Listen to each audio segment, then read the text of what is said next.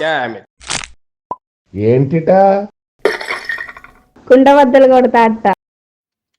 నమస్కారం, కుండబద్దల ప్రేక్షకులకి స్వాగతం. నేను గౌతమ్ కాటా. ఈ వీడియోలో నేను మీతో చెప్పాలి అనుకునే అంశం, ఎకనైనా బీజేపీతో పొత్తు కుదురుతుందా? బీజేపీ ఏమన్నా కొద్దిగా మనసు మార్చుకొని ఇంకా జగన్మోహన్ రెడ్డి వద్దులే, వీళ్లతో మనం కలుద్దాం అనే అవకాశాలు ఏమైనా ఉన్నాయా?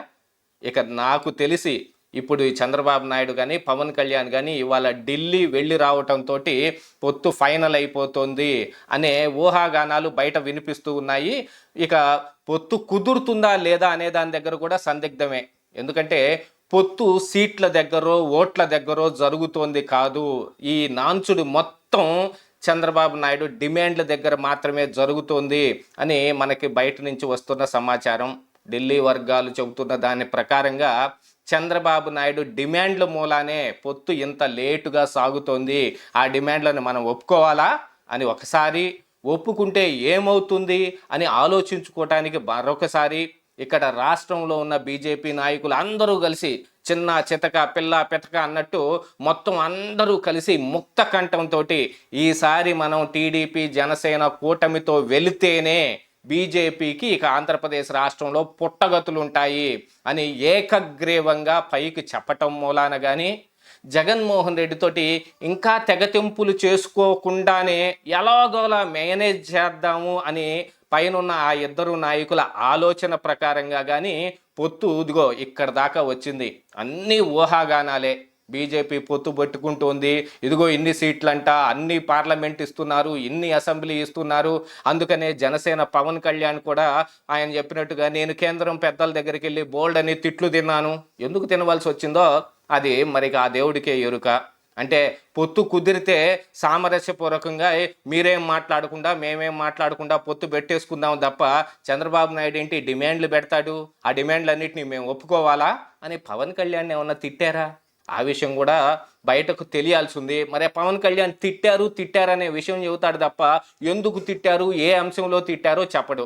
పవన్ కళ్యాణ్ ఎప్పుడు ఏం చేసినా అంతేననుకోండి, ఆయన అన్నం తింటాం మానేసినా కానీ, నిద్రపోవటం మానేసినా కానీ అంతా ఒక పెద్ద సెన్సేషనే. ఎందుకు చేస్తాడు ఏ పని అనేది తెలియదు. ఇప్పుడు టీడీపీతో పొత్తు పెట్టుకున్నావా ఈ జనసేన పవన్ కళ్యాణ్, మరి బీజేపీతో కూడా తీసుకుని వస్తాను అని మాట అనవలసిన అవసరం ఏమొచ్చింది? కోర్స్ చంద్రబాబు నాయుడు కూడా బీజేపీ తోటి సామరస్యంగా ఉంటేనో, వాళ్ళతో పొత్తు కుదిరితేనో 2014లో లాగా కాంబినేషన్ వర్కౌట్ అయ్యి జగన్మోహన్ రెడ్డిని ఎలాగోలా అధికారం దింపకపోతే ఇక మనకు మనుగడ ఉండదు అనుకునే అంశంలోనో వాళ్ళందరూ ఒక ఏకతాటి మీదకి వచ్చి ఉండొచ్చు. బీజేపీతో పొత్తు పెట్టుకుందాం అనే అంశాన్ని కూడా వాళ్ళు ఆలోచిస్తూ ఉండవచ్చు. దానికై వాళ్ళు అడుగులు కూడా వేస్తున్నట్టుగానే కనిపిస్తూ ఉంది. కాకపోతే బీజేపీ ఏం చేస్తోంది? జగన్మోహన్ రెడ్డికి చాటుమాటుగా వ్యవహారం నడపటం, ఒక ప్రేమాయణం నడపటం లాంటి దాని మీద ఎక్కువ ఇంట్రెస్ట్ చూపిస్తుందా, లేక ఇక బయటపడిపోయి ఇదిగో మేము టీడీపీ జనసేన తోటి పొత్తు పెట్టేసుకుంటున్నాం, జగన్తో తెగతెంపులు చేసేసుకుంటున్నాం అనే విషయాన్ని వాళ్ళు క్రిస్టల్ క్లియర్గా బయటకు చెబుతారా అనేది ఈ ఢిల్లీ ప్రయాణంతో తేలిపోతుంది అని ఆశావాహులందరూ ఎదురు చూస్తూ ఉన్నారు. రాజకీయ విశ్లేషకులు కూడా ఒకసారి పొత్తు ఉండదని, మరొకసారి పొత్తు ఉంటుందని చెప్పుకునే లాంటి పరిస్థితులన్నింటినీ తీసుకొచ్చి పెట్టారు. మొన్న 94 సీట్లతోటి టీడీపీ, 5 సీట్లతోటి జనసేన ఫస్ట్ లిస్టు రిలీజ్ చేసినా కూడా ఇంకా బీజేపీతో పొత్తు అనే అంశం దగ్గర కొన్ని సీట్లు ఆగి ఉన్నాయి. వాటన్నిటినీ కూడా మరి రిలీజ్ చేయాలి. సెకండ్ లిస్టు కూడా మరి ఆలోచించుకున్నట్టుగా కనిపిస్తూ ఉంది.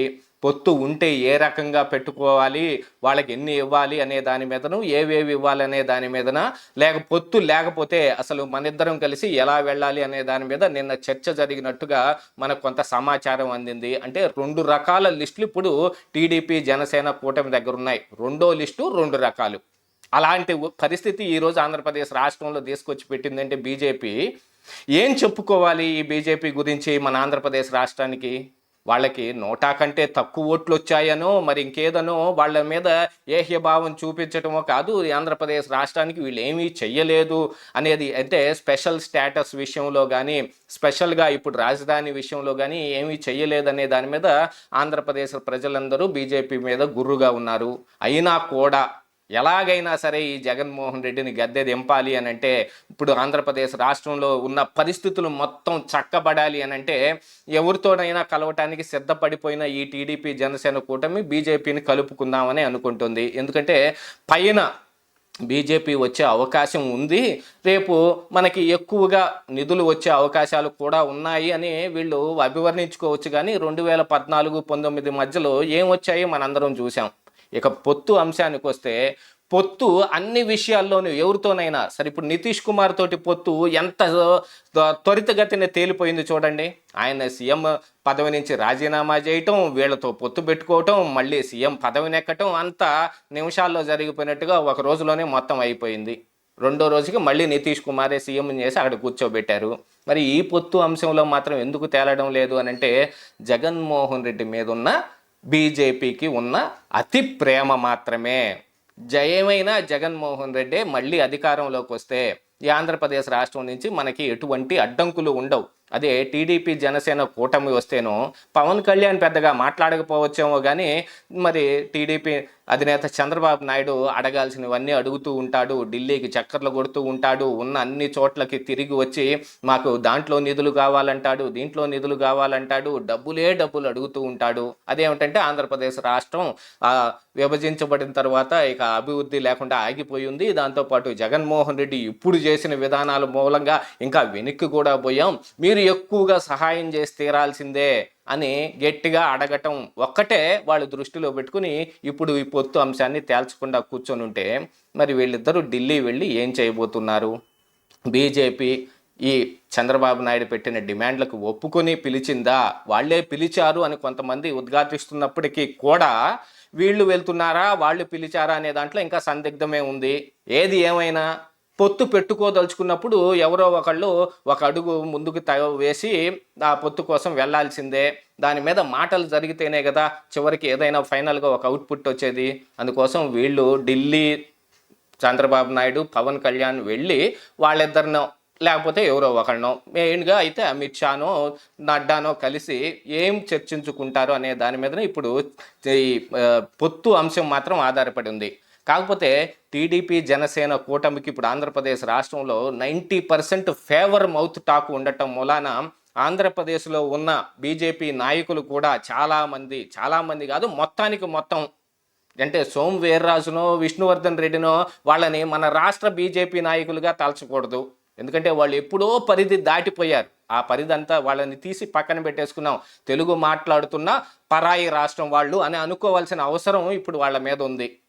ఇక వాళ్ళని తీసేస్తే మిగతా వాళ్ళందరూ టీడీపీ జనసేనతోనే మనం కలిసి వెళ్తే మనకి ఇక్కడ ఆంధ్రప్రదేశ్ రాష్ట్రంలో మనుగడ ఉంటుంది అని మళ్ళీ ఒక కోర్ కమిటీ మీటింగ్ పెట్టి మరీ పైకి చెప్పటం మూలాన ఇప్పుడు పొత్తుకి ఏదో పొసిగే అంశాలు కనిపిస్తూ ఉన్నప్పటికీ చివరికి ఏమైనా చెయ్యొచ్చు.